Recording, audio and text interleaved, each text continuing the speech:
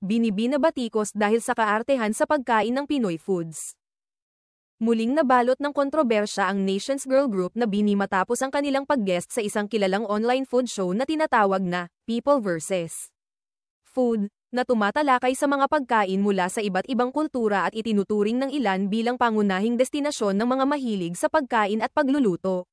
Sa isang episode kamakailan, tampok ang mga miyembro ng Bini habang nilalasap nila ang ilan sa mga pamosong street food at tradisyonal na merienda ng mga Pilipino. Kabilang sa mga pagkaing ipinatikim sa kanila ay ang kwek-kwek, isaw, yema, betamax, mamon, turon, taho, balot, hopi ang baboy, at iba pa. Habang kumakain, inatasan silang bigyan ng scores ang mga pagkain ito base sa kanilang panlasa. Ngunit imbes na kasiyahan at suporta ang matanggap, bumuhos ang negatibong komento mula sa ilang netizens matapos panoorin ang episode. Ayon sa mga tumutuligsa, tila ipinakita raw ng grupo ang labis na kartihan at di umano'y overacting sa kanilang mga reaksyon sa pagkain, na para bang ngayon lang nila ito natikman, sa kabila ng pagiging mga Pinoy rin nila.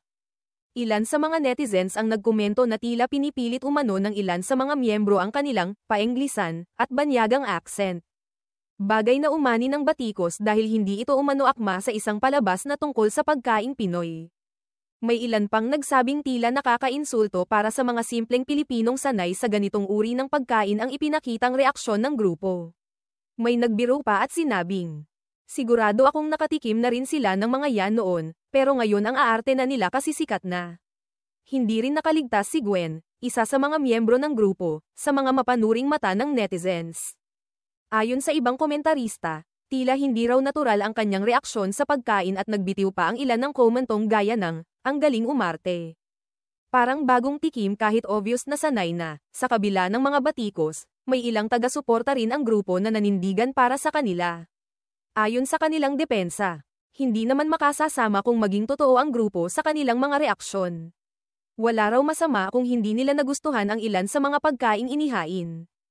Dahil natural lamang ang pagkakaroon ng kanya-kanyang panlasa. Dagdag pa nila, dapat pangangahulugan ang pagiging transparent ng Bini sa kabila ng posibilidad na mabash. Sa gitna ng kaguluhan sa social media, wala pang opisyal na pahayag ang grupo o ang kanilang management ukol sa isyong ito.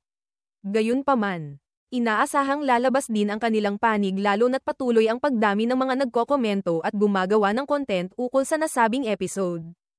Sa panahon ngayon kung saan malakas ang impluwensya ng social media, mabilis ang pagkalat ng impormasyon at opinyon, positibo man o negatibo. Nakakalungkot man, tila walang ligtas ang mga kilalang personalidad sa matalas na mata ng publiko.